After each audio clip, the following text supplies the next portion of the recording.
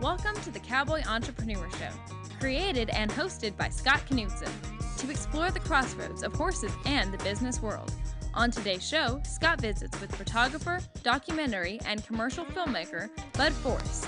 Now here's your host, Scott Knudsen. Hello, everyone. Welcome to the Cowboy Entrepreneur Show. I'm your host, Scott Knudsen. Thank you so much for joining us.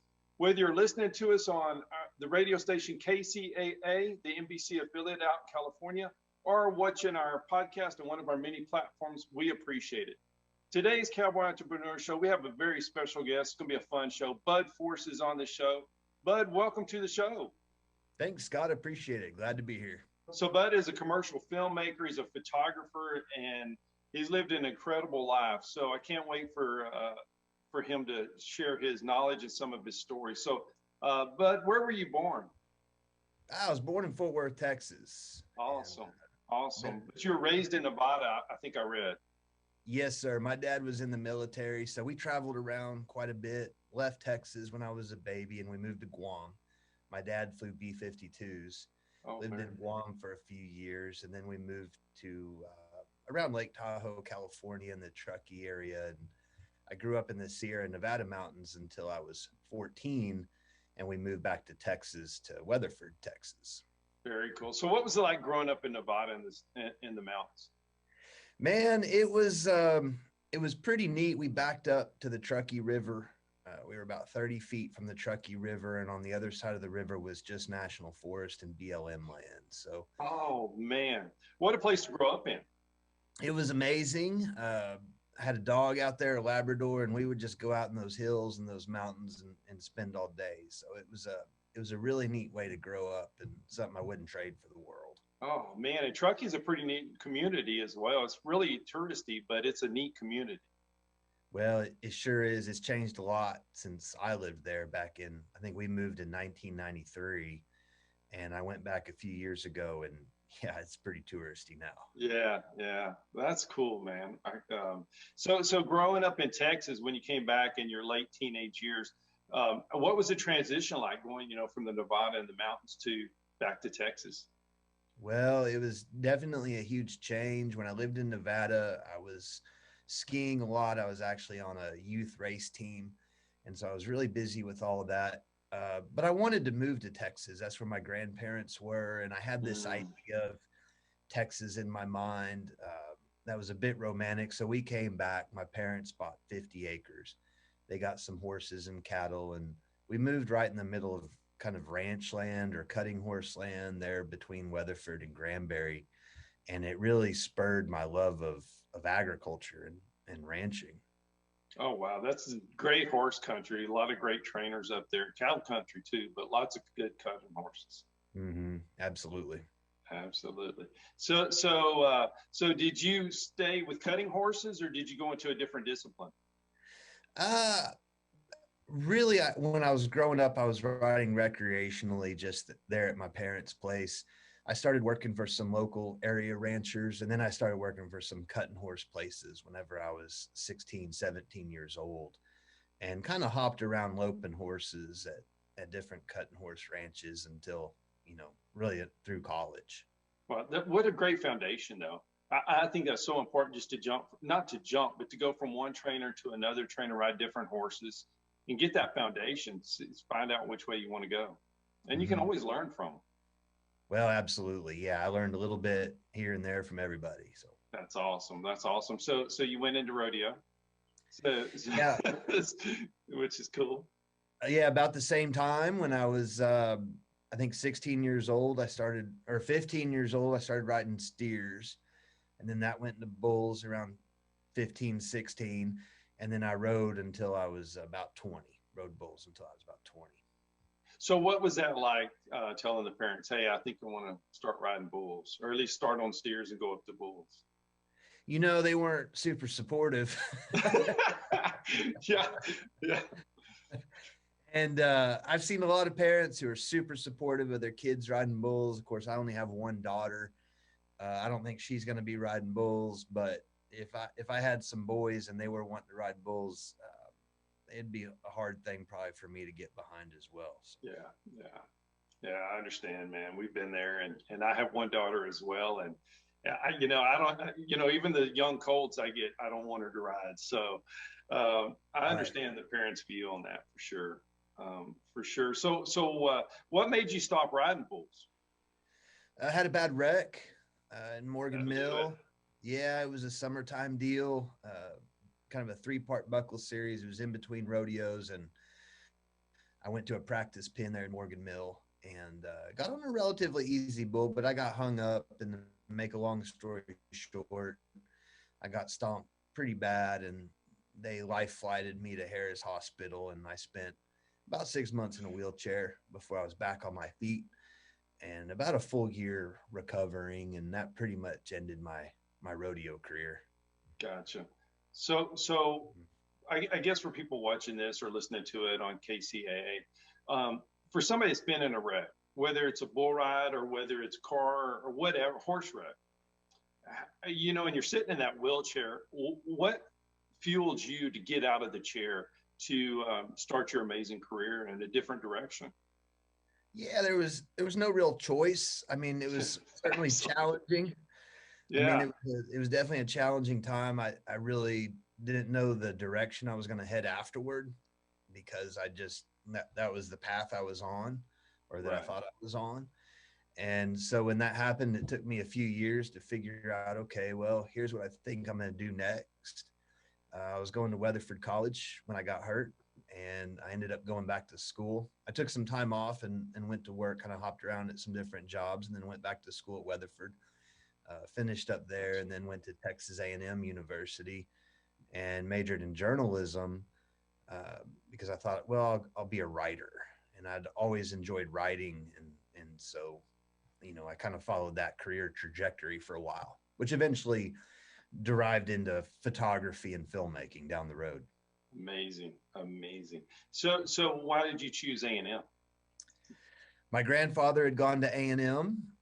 He played on the 39 national championship football team, the only year that A&M has won the national championship Very so cool. far. Very And cool. so I kind of grew up with this, idea of Texas A&M as being the best university. My dad was a big fan of A&M. My whole family was. And so when it was time to choose a four-year university, that's where I ended up going. Very cool. Very cool. So for the kids out there, or not even kids, just anyone wanting to go back to school with journalism or to write, what's some advice you can give them? Why did you pick it? I know you said you like to write, but journalism, you're going from a wheelchair and riding bulls, and you're like, man, I want to become a writer. I've always liked it. And then you jumped to journalism. How did you do that? How did you say, I'm going to commit to that? Like I say, I mean, when I was in school at Weatherford, even when I was writing, some of my favorite classes were my English classes. In high school, I always liked creative writing.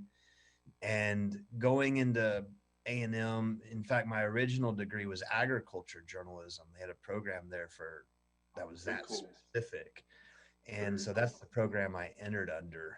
And then I thought, well, rather than it be limited primarily to agriculture, maybe I'll just do a general journalism degree. And so that was the transfer into it. And even though I was in journalism and not in the ag program specifically, I was interning for Texas Cooperative Extension, writing the Texas Crop and Weather Report, and kind of these little articles on everything from chiggers to you name it. I mean, whatever it may be, drought Right. specific topics, too much rain specific topics, flood related topics. And so I that kept my love going and my enjoyment of it. But that's how I went into journalism from Very Weatherford. cool. Very cool. Very cool. And once again, it sounds like kind of like when you were starting to ride, you're riding from different trainers and different places, and that kind of got you to a certain level. Well, now you're writing different articles about anything, and that probably helped with your writing. Sure. No, I really enjoyed my internship there, and it helped shape me, as far as moving forward. No doubt That, about it. that is awesome, man. That is awesome. So, Scott will be right back with more from Bud Force. Hi, I'm Scott Knudsen, host of the Cowboy Entrepreneur Show, heard on KCAA Fridays, 3 p.m. Pacific.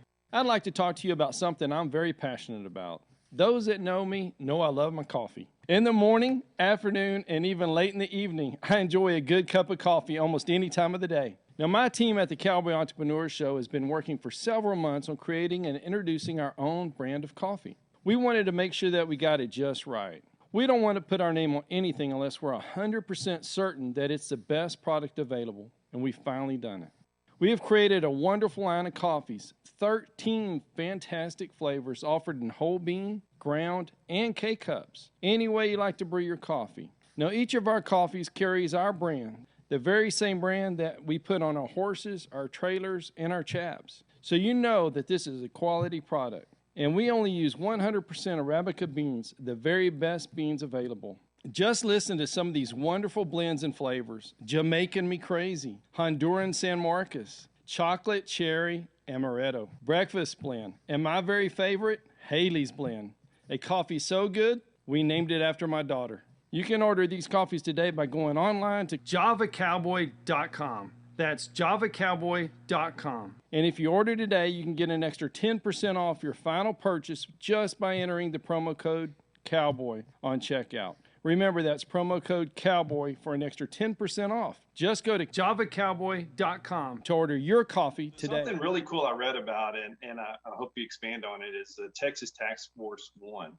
And I haven't heard of this before, and I was really interested if you could share that with the audience. What that experience was like. I mean, I couldn't imagine. Yeah, it was interesting. So when I graduated from A&M, I went to work for Texas Task Force One, which is one of 28 federal urban search and rescue teams under the Department of Homeland Security. Texas has 2 teams. Most states have one. Of course, not every state. Like I said, there's only 28 teams. But I joined Texas Task Force One. And the way I would describe the team is, to a layperson, is whenever you watch the news and you see a big natural disaster or a man-made disaster, the most recent one that comes to mind, of course, would be the hurricanes, but also the building collapse in Miami-Dade. When you see the white helmets out there working, usually in blue or gray uniforms, those are the federal task forces. And so that's what Texas Task Force One was. And so I joined that team, went to years of training, and began deploying with the team. My first deployment was Hurricane Katrina in New Orleans. What a first call, you know? Yeah. Going to New Orleans. Yeah, no doubt about it. Goodness. You're trading one adrenaline rush from riding bulls to another. I mean, just to go in and help people. What was it like when you put your foot down the first time in New Orleans for Hurricane Katrina? It was absolutely surreal. You know, the entire city was without electricity. There was devastation, of course, everywhere. You couldn't drive anywhere, so we were in Zodiac boats. Can you explain what that is? What's a Zodiac boat? Like those black rafts you see on the Navy SEAL commercials. Okay. Like those are Zodiacs. Okay. So we'd be in those kind of black rafts and go around and rescue as many people as you possibly can. But whenever the sun would set, you'd see the skyline of the city. There were several chemical fires all over the city, you know, with plumes of smoke, and you'd see UH-60 helicopters and what have you. And it was just a surreal, like, picture of what, like, Armageddon, really, at that point in time. It was insane. And so that whenever we got out there, that's the very first thing I remember. And then we stayed there for nearly a month, off and on. Wow. Incredible. And you wrote a book about being in urban search and rescue, correct? Yes, sir. Yeah, I sure did. Texas Task Force One, Urban Search and Rescue. So we're going to put the cover up. So if somebody wants to purchase that, I could only imagine what's in it. So you're doing the search and rescues, and I guess the journalism came through in you, or did you just say, I got to get these stories out for people to read?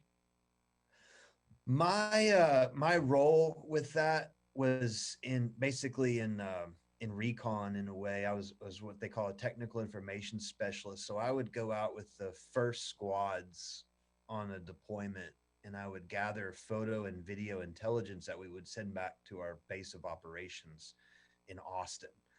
And they would determine, okay, here's where we need to put a squad. Here's another area where we need to put a squad in this grid, what have you. And so that was my role. So as I did that, even though at the time I was shooting photography from a purely informational perspective, not an artistic perspective, I still enjoyed the act of shooting photos and being in that type of environment that is, even though it's a devastating environment, it's still, of course, visually rich because of the nature of what it is. And so I started shooting pictures of the disasters, and then where we trained, which was in College Station at the Texas A&M University fire training field, the largest one in the world. There's live fire crops. So when we weren't on deployments, I was shooting a lot of photography and video of these live action fires and people training on these things, and just really enjoyed it, and spent a lot of time with media and learning about photographers and videographers. And that's where that transition happened into the visual arts. And I stayed with the team full time until 2006, remained with the team until 2010 on a reserve status, and continued to go to deployments, but left full-time status in 2006 and became a full-time freelance photographer at that time. And then I've been independent ever since. So you're an entrepreneur. I'd like to think so. Yeah, absolutely. Yeah, absolutely. And we'll get into that a little bit later. Maybe some advice you can give to everyone that's either listening or watching. But so what was it like? So you're transitioning to start your own business, to be a photographer, photojournalist. What was your first job, or how did you start? Because there's so many people out there that want to make that jump. What did you do? Sure. Yeah. So at the time we had the yellow pages still. Mm-hmm. So I went through every page of the yellow pages and saw companies or even media outlets that I thought, okay, this might be a good fit. I'll reach out to them. And then, we had the search engines at that time. They weren't what they are today, but I used them, and I found all the publications I could possibly find in Dallas, Fort Worth. That's where I was moving to. That's where my girlfriend had moved, who's my wife now. Very cool. And so I reached out to all these publications, and surprisingly, several wrote me back. And I went in for a few interviews and eventually started working around the area and just built on it from there. Very cool. So what was the first one that you went to work for that said, hey, come on up for an interview? Yeah, it was actually the Dallas Business Journal. And we had an interview scheduled.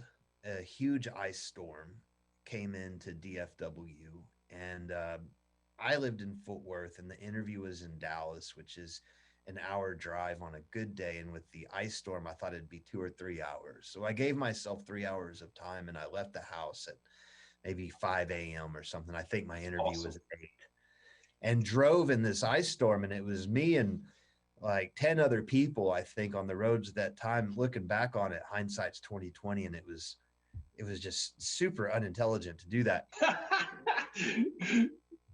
It shows some grit, though. Well, I couldn't reach them, to tell them, hey, I can't come in. And so I was worried I'd miss my big opportunity, my big break with the Dallas Business Journal. And so I was driving down Interstate 20. And I remember at one point in time, I was driving and my truck lost control, and I was going really slow. Everybody was maybe 10 miles an hour at a max, but I remember doing a 180, but I just kept going at the same speed, the same direction, but I was facing everybody behind me. And then that truck just went back straight. And for some reason, I kept on driving. I got there. Of course, nobody was there. And so I stayed till it warmed up a little bit and drove home and let them know. And the lady said, all right, we don't need to have an interview. Here's your first assignment. Very cool. And so she gave me an environmental portrait to go shoot. And I thought I'd absolutely made it. I was getting paid to go shoot a photograph. And that was the start of it. That's such a cool story. It just shows the grit and determination of having that opportunity, and then showing up at a big facility, and you're the only one there. And that's pretty cool. That's pretty cool. So with the transition, you're going from the yellow pages. Now we're going to drones and new media. So how do you every year it seems like there's new ways to do things, better ways, quicker things. How do you keep adjusting to stay on top of the game? Because some people struggle with that. Some people are afraid of it. Change isn't necessarily bad, but it's changed so much in that environment. How do you do that? It's a challenge. It's a challenge to stay on top of all the technological aspects. Right. If you are I mean, every industry probably has new products coming out each year, but if you're a roofer, let's say, or a painter or something along those lines, there may be new roofing materials every 10 years, but it's not this continual Right. changing of the landscape every couple of months or every year. We buy new cameras almost every year Oh my goodness. because the technological progression is just skyrocketing on what these things can do. You know, we used to shoot standard definition and then it went to high definition, 4K. Now you need the 8K camera. Clients are asking for that. New audio capabilities. So it's just old fashioned research. You know, you have to stay on the ball as far as the technological aspects of it. But at the same time, you have to hone your like baseline craft. You know, you can become a master electrician and let's say the basics of electricity don't really change. But in Right. this field, you have to really hone your craft and at the same time stay on that technological curve to be relevant. Because I can't really go out with an old fashioned Super 8 camera, except for in, you know, a very specific project and expect to make a living. You know, I have to be using the latest and greatest, just like everybody else out there. So Right. Well, that's tough. So, what's a tip maybe you can give somebody that's trying to get better? How do you research something like that? You just stay on the internet and just look for new things. Do you go to trade shows? Do you just call other people in the field, or what's something they can do to help them get to that next level? probably all the above. Yeah. I mean, I certainly go to trade shows, I go to workshops. You know, I have friends in the industry, of course. So we chat about the new cameras. I think once you're in it and you're working it, you know, it just happens by default. But one thing I would say too is not to get so wrapped up that you can't work or you don't feel like you can work because you don't have the latest and greatest. You know, with photography and videography, but specifically photography, you've only got two elements. You've got the composition, and then you have the exposure and the technical elements. But the composition doesn't change whether you're using a phone or you're using the best camera in the world. And that's a huge part of the game. So whether you're shooting still photos or video, I would say if you don't have the latest and greatest for whatever reason, you can still work on your composition. You can still be creative with what you have. And one of my sayings is just do the best you can with what you have to work with. Because we would all like to be working with more, I suppose, no matter what it is we're doing. And so if you just do the very best you can with what you have to work with, you'll progress in that manner until you've got something better to work with and you'll be that much further ahead of the game. Yeah, I love that, man, so much. And I think that's someone that, I hear from people that say, hey, I don't have this, I can't compete, or I can't move. But what you're saying is you can move forward. Just get really good at what you're using. And as you get better, the tools are just going to get better naturally. Totally. And that's how I look at life overall, Absolutely. whether I'm riding a horse. I don't ride the best horses. I can't afford the best horses. Uh, my truck, I mean, whatever it may be, my family, I just do the very best I can with what I have to work with, and everybody's got something. Yeah, I love that so much. And that's why I'm so excited to have you on the show, because, you're sitting in a wheelchair from a bull riding injury, and you're looking at the next thing. You're looking in the yellow pages for a job, and there's an ice storm. You get there. You're always looking for the next way to get there. But as you're going down the road, you're still getting better. You're not skipping steps. And I think that's so important. So thanks for sharing that. So let's go to film. So you're the founder and co-partner in two film companies or production companies, Ultralight Films and 1922 Films. So how did you make the transition from being a photographer into film? did you just wake up, or is it something you've always wanted to do? No, it's not something I always wanted to do. The same with still photography too. Hmm. I remember when Really? I was in Weatherford College before I got hurt, I went into a computer literacy class that was a required class. And I walked in one day and we were going to learn how to set up a new thing called electronic mail, email. And we were all going to get an electronic mail account, which is what we called it in the class. I think that was the name of the class, something like Very cool. setting up electronic mail. So we, I remember sitting down in my seat and thinking, I mean, literally thinking, I'm a bull rider. I don't give a crap about electronic mail. Yeah. I don't look at my real mail Yeah. to today, which is such a big progression. But the way I got into video was, I was of course a freelance photographer, and in 2009, Nikon released a camera called the Nikon D90, and that was the first DSLR camera, basically a camera with a removable lens for lay people. It was the first DSLR camera that could shoot video, and it opened up a lot of capabilities that regular camcorders didn't have for a number of reasons. Right. But it basically improved what you could do with video. And then shortly after that, Canon started releasing all of these cameras like the Canon 7D, and even Captain America, which came out around that time. They started using these little cameras some in this huge blockbuster, and other shows started using them. And I thought, wow, you can really go and do a new version of storytelling with these. And it's something that I could enter because I could afford these little cameras.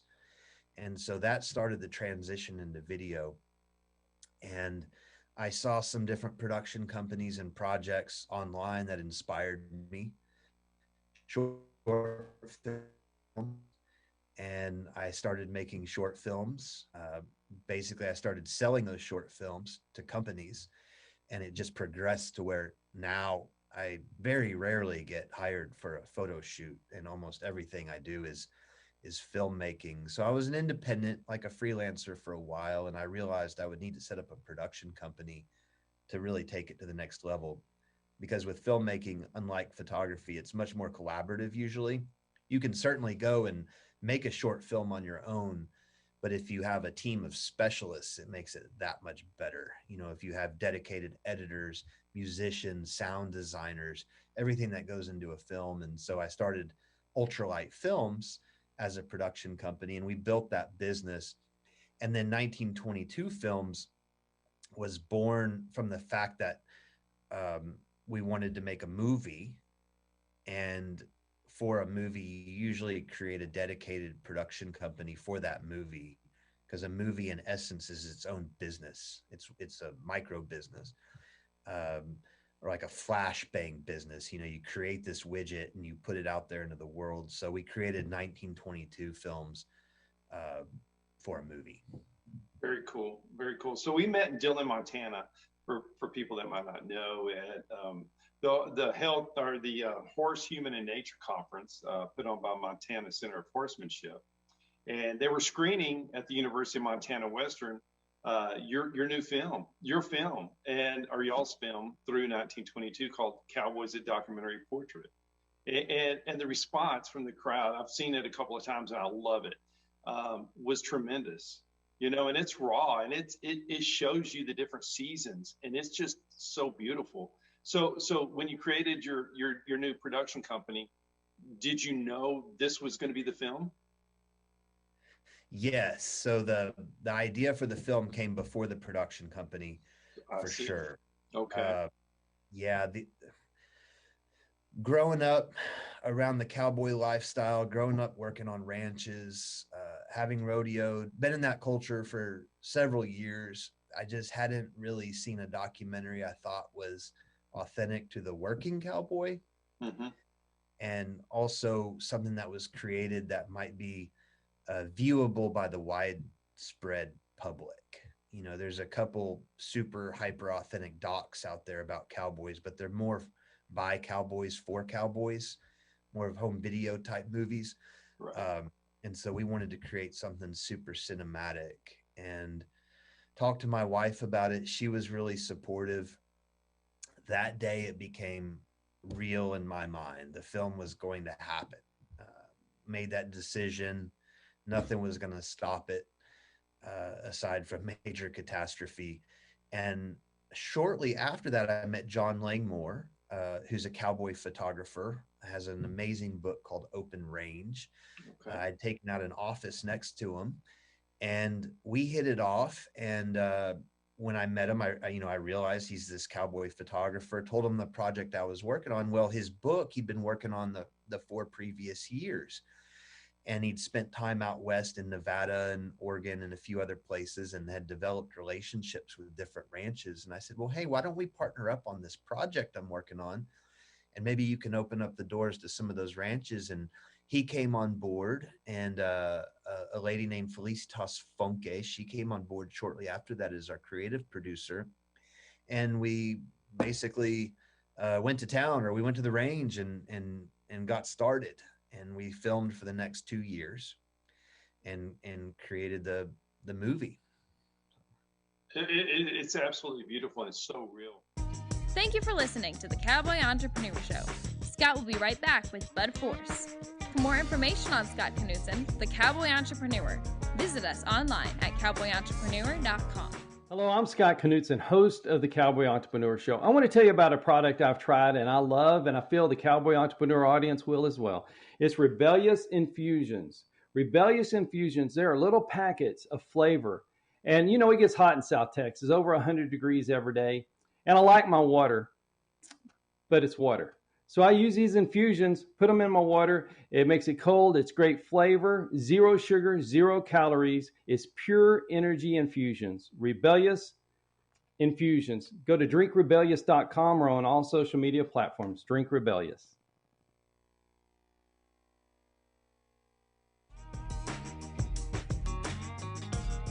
So when you did the film, so you get your partners, you know you're going to make this film.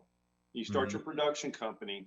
So do you kind of have it written what you're going to do, or the scenes or the seasons? I'm going to be at this ranch, or how do you, for someone like me, or maybe someone listening or watching, what's the next steps?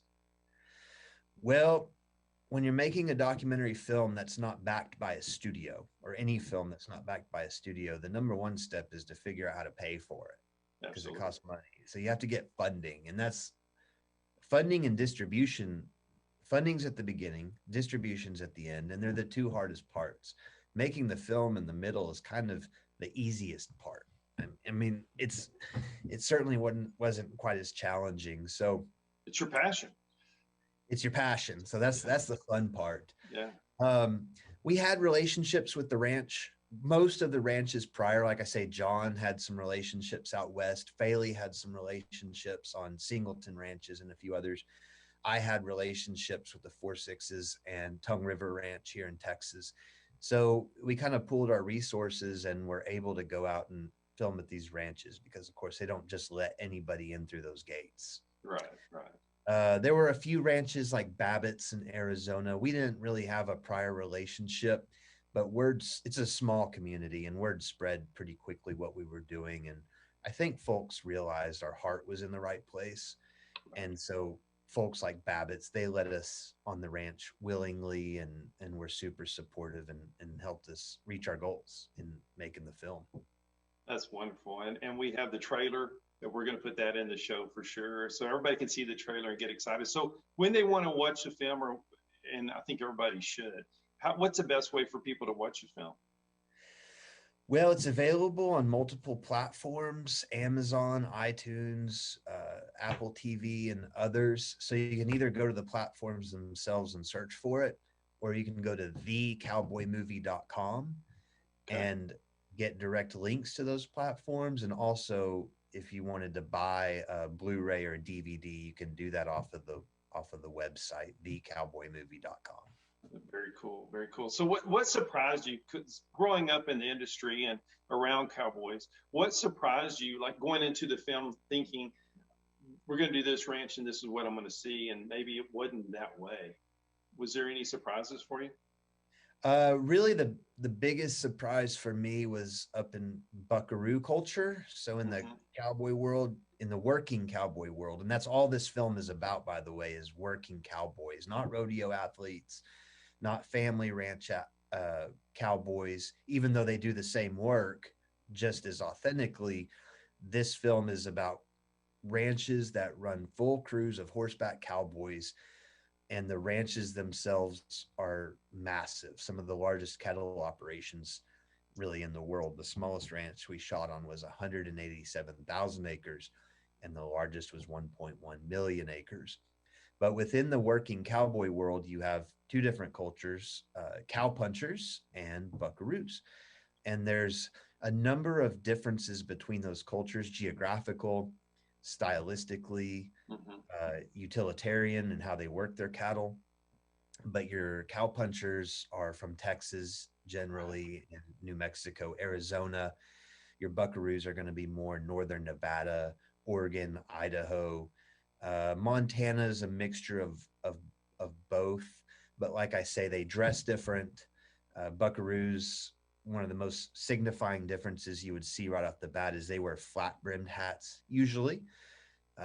They wear chinks instead of chaps or leggings. Down here, our hats are curved, a little bit different stylistically. When they're branding in buckaroo country, they usually head and heel. Down here, we just heel our calves and drag them to the fire. So there's differences as far as that goes. But I had never spent any time whatsoever around on a buckaroo ranch, like a northern Nevada Great Basin buckaroo ranch. I had not stepped foot on. And so going, my first ranch I went to was the YP. So going there and seeing real life buckaroos, so to speak, in their natural environment was incredible for me. So awesome. So awesome you got to experience that. So in the film, there's so many real moments that I don't know how you could even plan the timing of it, the birth of a cow and just different things like that. How did you structure it so you could get all these incredible moments? You can write a doc as much as you want, but it's real life. So Absolutely. It's going to deviate to some extent. You're either going to have happy or unhappy accidents that occur while you're filming. Hopefully they lend more into your story, but you do the best you can to convey this idea that you want to portray. And so we had an idea of what we wanted to show. I mean, cowboying doesn't really change from year to year. The life cycle of a ranch begins in the spring with the birth of calves or calving, and then it goes to the fall whenever you're shipping, and then in the summer and the winter is kind of varied work that depends on where you're located. But in the winter, you're usually going to be feeding, and in the summer, moving bulls or fixing fence or what have you. And so we had this idea of what we wanted to show as far as the work and the life cycle of the cowboy, but we also wanted to get into the personal stories of the cowboys themselves and their families. We didn't know as much of what stories were going to be conveyed because those would bloom in the interviews. So we identified the cowboys we would want to work with, the ranches we would want to work with, at what times in the year. So maybe we would want to show summer times in the heat of Arizona, but show winters in the blizzards of Montana. So that's how we scheduled everything. And then we would go out and literally document. We didn't stage. There's not a single scene in the movie that's staged outside of the interviews. And so we would go during a blizzard, for instance, and we would just film what was happening. And that was it. And that's how we did it. So cool. So I know on the ranches and being a cowboy, it's life or death. It's a serious business, and injuries happen. So how did you take your crew, or how did y'all go out onto a ranch? Because probably the smaller the footprint, the better. Absolutely, and we definitely wanted to have a small footprint, so our crew was never above 3 people. Which is it's amazing seeing the film. You would never think that. Well, appreciate it, Scott. Yeah. Some of our commercial productions are upwards of 30 people. Some other production companies that do commercial productions, they're huge. Right. Instead of Yellowstone's something like 400 people. Lots of people can go into crews, but for this as a documentary film crew to go in and authentically simply document the culture, we felt like we could only have 3 people. When you show up to these ranches, they want to feed you sometimes. I mean, they kind of take you under their wing, and Right. you don't want to be a bother. They don't want you to slow down the work they're doing. They don't want you to get hurt. But like my co-director, John Langmore, always says, he says, more importantly, they don't want you to get them hurt. It's Yeah, so absolutely. And so we would show up 3 people, myself, John, who shot all the still photos in the film. And then I would bring a cameraman, one of 2 alternating cameramen, Tito West and Hank Wisrote, 2 supremely talented camera operators. We would bring one of those 2 with us depending on their schedule. And so we would show up, run all audio, run all the visuals, the drones, everything ourselves. And that was our crew at any given moment. John and I, John grew up cowboying in the summers of his youth. He would go out to different ranches with his dad. Of course, I grew up with my history. And so we both had a sense of livestock and how to operate around livestock. Tito and Hank didn't grow up at all around livestock. So there was a bit of a learning curve there, but they're super cognizant of everything, quick studies, and they learned, okay, we need to stay back right now, or, we can move forward and all of that. Because if you go in and you mess up a day's work, or a gather, say a 3-hour gather, and they've got 500 head of cattle, and you mess that up somehow, you're probably just going to get kicked off the ranch and not invited back. Right. Absolutely. So what was their takeaway? The Tito and your camera guys, like, they've never grown up in the industry or seen anything like it, to see what they were able to see firsthand.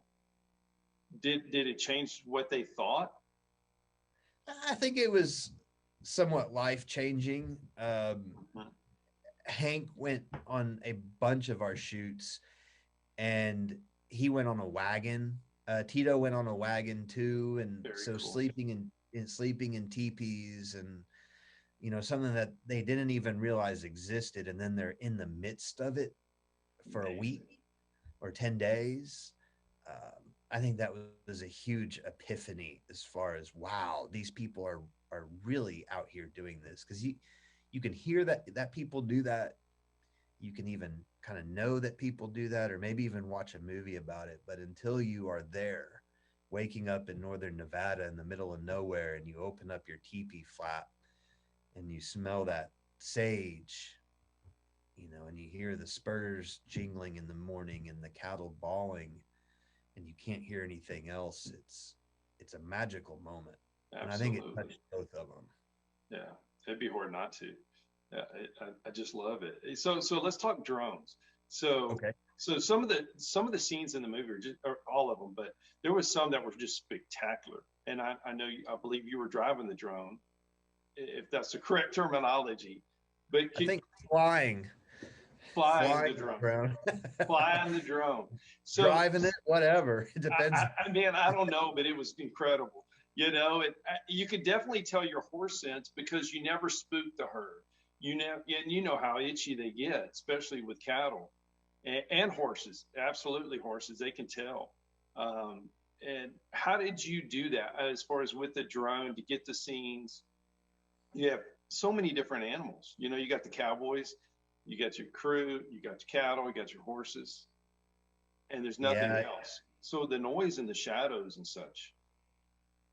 It was interesting. And you're right. And I'm glad you bring up the cowboys too. It's funny because depending on the ranch and the service, everybody's on Facebook these days. And so a couple of the early ranches, until I learned what to tell them before I started flying, these cowboy crews trot out.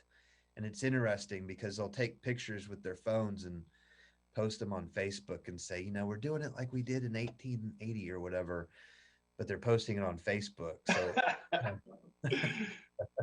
Funny. And kind of oxymoron right there. Yeah, big oxymoron. So there were a couple times where they'd be trotting out single file, and I'd see those little blue screens, those little blue Facebook screens, as they'd be holding their phone and trotting out. And so I had to tell them, like, hey, whenever you guys are trotting out, if you don't mind, just leave your phones in your pocket, because it's not going to look good in this movie. No. But of course, the cattle and the horses, you have to be super cognizant about. I mean, the cowboys too, you can't get too close. These drones, they sound like a hive of bees. And so if you get too close to the cattle, of course you can spook them with the drone. Right. So you stay back, you just watch the cattle, watch the progression of the herd. You can see what you're filming while you're filming. So it's almost like you're looking out of a cockpit on your screen, but you can also see the drone visually. So I would have someone spot the drone, and then I would look at the screen and be able to tell, like, okay, we're putting too much pressure on these cattle. Let's back away a little bit. If I ever saw a cowboy look back at it, of course I would pull back. And then the horses, I would always watch their ears. And as soon as their ears would they're little radars. So as soon as they would flip back, I would know, okay, here's too close. And some of the scenes looked so dramatic. There's a scene in the film where it's, I don't know, maybe 500 head of black Angus cattle going towards a storm with mountains in the background. And that was the first, what I thought was really beautiful scene I'd gotten with the drone, and the stars all aligned with the storm and everything else. And I remember my thumbs started shaking because I didn't want to mess it up in any way. And it made the final cut of the film. But that's basically how I would run the drone and try to keep from spooking the animals. But it's interesting. It depends on the animal too. Horses are horses. Some are going to be spooked easier than others. I did have a job a few years ago in Ireland where I'd gotten hired to go all over Ireland and fly and film. And sheep, they're scared to death of drones. There's no getting around it. I mean, you have a drone within half a mile of a sheep, and they think it's poor horsemen coming out of the sky to take them away. I mean, they are deathly afraid of drones. I had no idea. No idea. There's some fun fact for you right there. Yeah.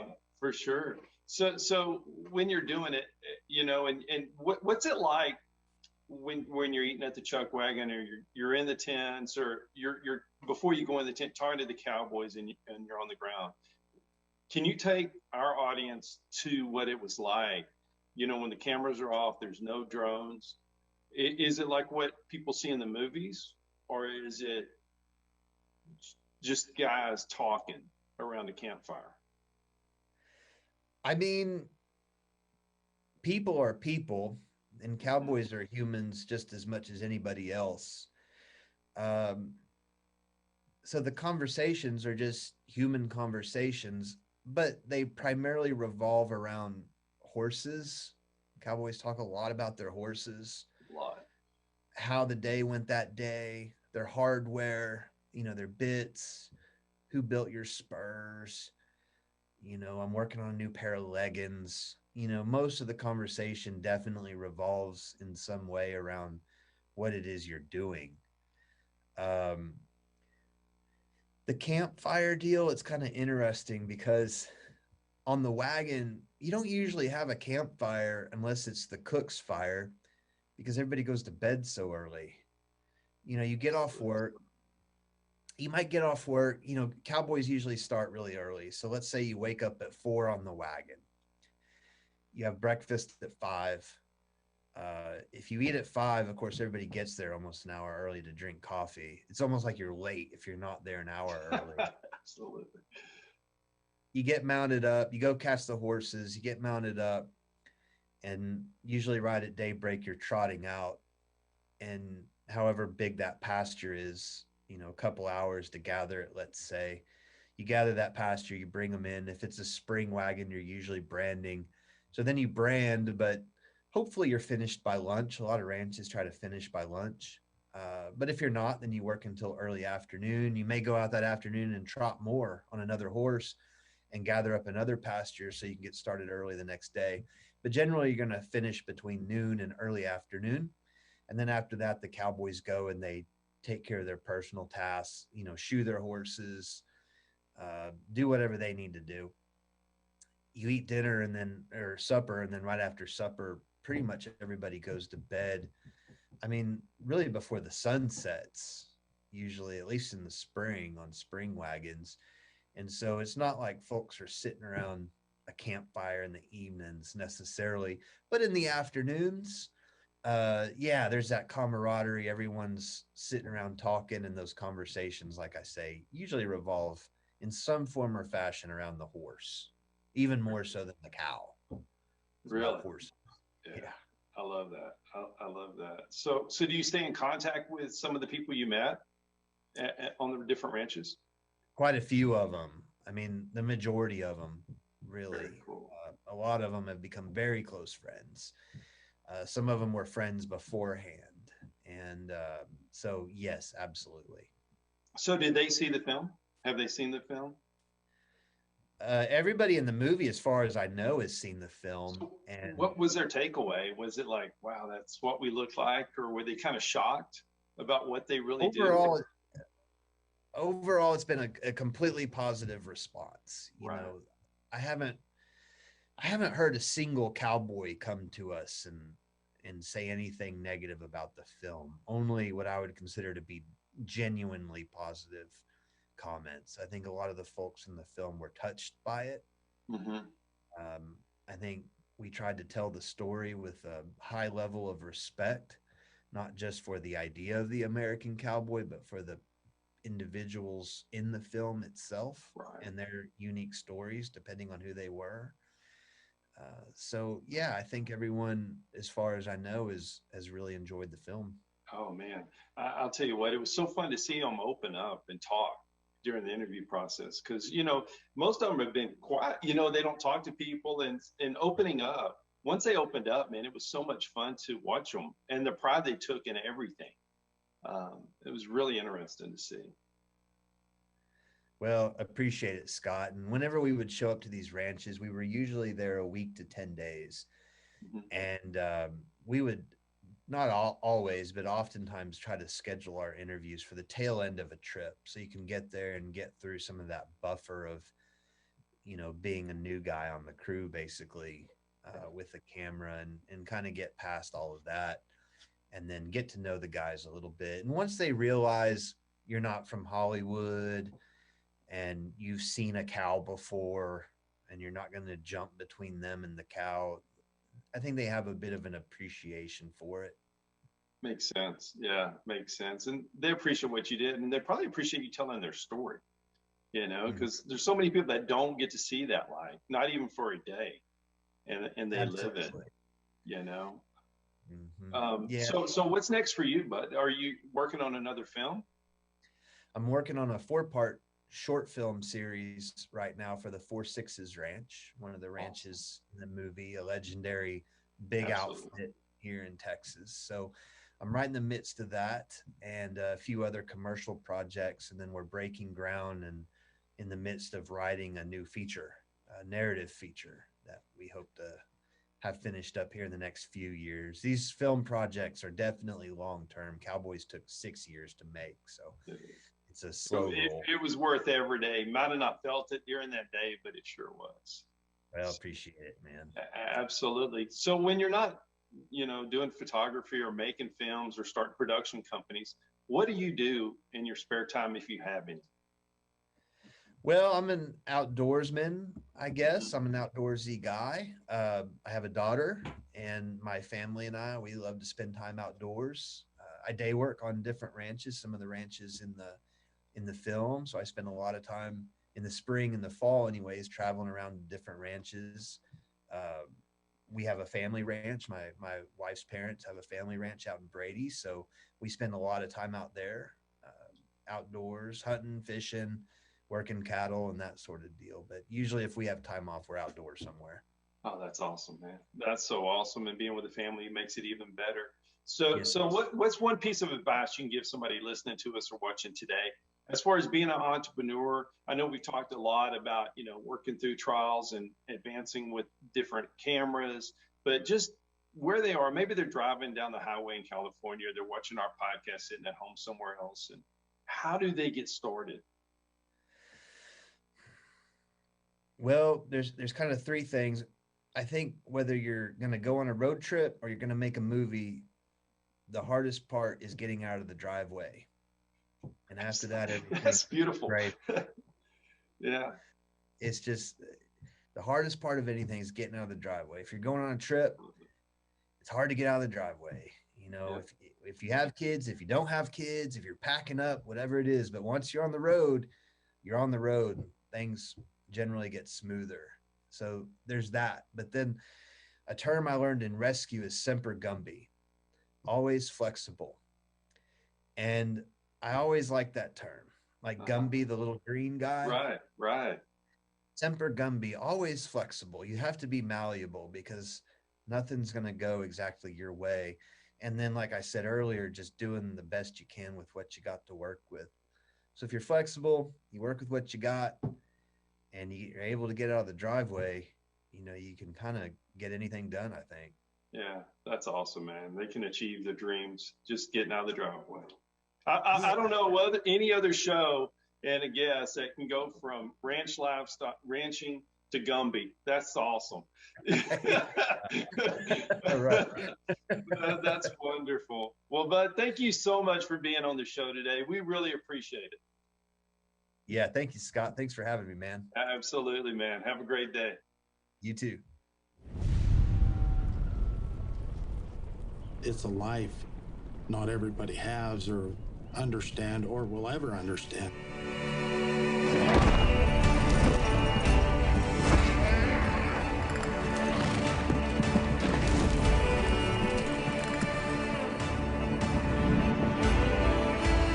Cowboy to me, it just seemed like if I didn't do it anymore, that, you know, something would be gone. Cowboy's not what you do, it's who you are, you know, it's just something in you. It's rough.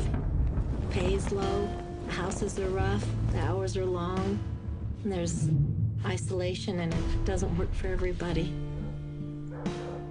My husband said, I've always been a cowboy, never done nothing but be a cowboy. You know, the money isn't important, I'm a cowboy. And I said, okay. There'll be younger guys that come out and make it for a little while, and then they just can't take the isolation.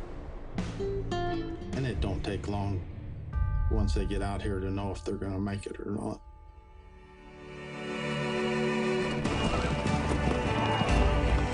They've been talking about the cowboy dying for 100 years. But that same old-time spirit is still in them. And it always will be. I think you have to like to suffer if you want to really be a good cowboy. Thank you to all the great sponsors of the Cowboy Entrepreneur Show. For more information about today's guest, Bud Force, please visit his website at budforce.com. If you or your business is interested in being a sponsor of the Cowboy Entrepreneur Show, please call our office at 830-992-1786 or visit our website, cowboyentrepreneur.com.